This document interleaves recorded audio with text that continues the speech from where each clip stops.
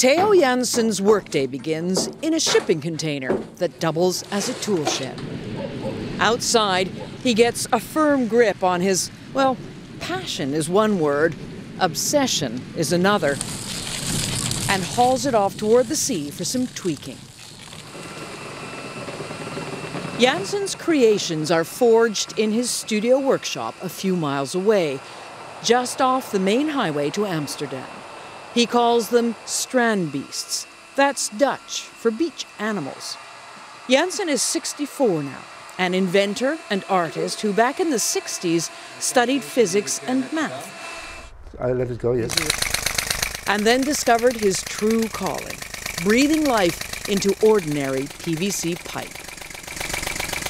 The power source is this compressor which I have on the other side, yes. But theoretically the wind. Yes, theoretically the wind, yes. I don't try to make beautiful animals. I just try to make it function. And when it's finished, I'm surprised myself how beautiful they are. Beautiful standing still, and even more beautiful in motion. It's here on the flat, hard sand of the North Sea at low tide that, with a little coaxing, the Strandbeests will strut their stuff.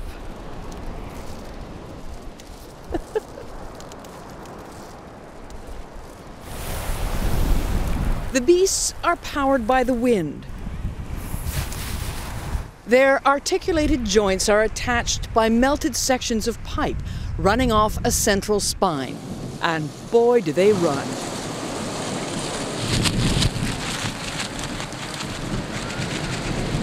But they stumble too, and even fall. As Theo continues to reinvent and refine them, generation after generation. So that you control the flow of air just by pinching the hole. Yeah, it's to make it simple. The idea is that they walk parallel to the coast and that they can steer more or less by putting it to the coast, give them some resistance. And oh, I see. Jansen's designs have morphed over the years, 34 in all, starting with Animaris vulgaris, which was only a qualified success. Every time I put them on the beach, they just collapsed. And that was very frustrating. Well, in the beginning it was the rigidness of the material, or the joints. The joints were, the first 5 years, it was the joints. Jansen's design problems and solutions are documented in a series of Da Vinci-like sketches of his beasts' evolution, all with Latin-esque names. Animaris percipieri was one of his largest efforts. Animaris ventosa had a double undercarriage.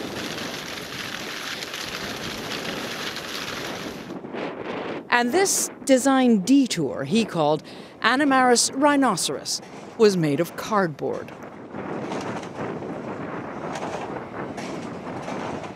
Outside his hilltop studio, the skeletons of the earlier models litter the grass. Why do you allow some of them to go extinct? Well, because it's so much work to repair them all the time. The skeletons, like fantasy dinosaurs, have been shown in galleries across Europe and Asia, with Jansen on the lecture circuit to explain how they work. A backbone which makes a circular movement like this. But is this engaging mixture of engineering and whimsy really art? Yes, it is, says Denise de Cordova, head of sculpture at London's Royal College of Art. What is it that draws us in? I think audiences like to experience wonder before things, and I suspect the encounter is one of wonder and awe. Wonder, awe, and sheer enchantment. The beasts are irresistible to passers-by and passing dogs. The secret of their uncanny lifelike walk, says Jansen, is the proportion of the leg parts, which he worked out as a computer algorithm. One of the major criteria was that a leg shouldn't spend too much time in the air. Just go back to the ground. We have to think of real animals trying to seek balance. Jansen is hoping for a major exhibit in the US next year. His only worry? That the manufacturer will stop making his raw material. This is enough for the rest of my life. Yeah. Is it really? For the rest of your life? Yes.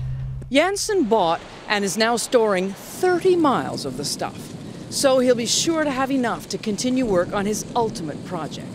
A Strandbeest so perfect, it could one day leave its creator behind.